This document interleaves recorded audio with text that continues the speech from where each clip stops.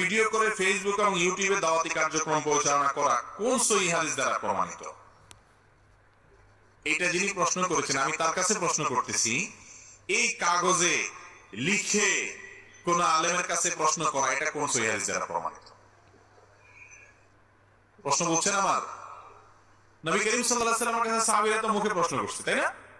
আপনি এই যে লিখে কাগজ দিয়ে কলম দিয়ে, এগুলো তো সে যুগে ছিলই না।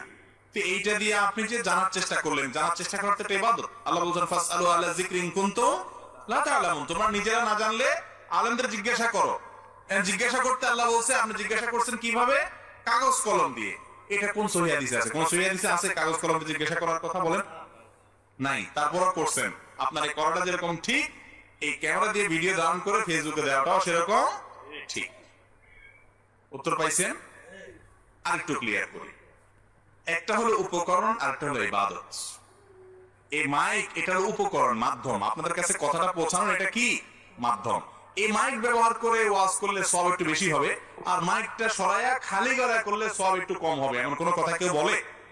যেহেতু বলে না, তাহলে এটাকে এই মাইকে কথা বলাটাকে আলাদা ইবাদত বলতেছেন, এটা একটা মাধ্যম মাত্র। অতএব এই মাইক ব্যবহার করছেন কেন? তাহলে এটাও বেদাত হবে।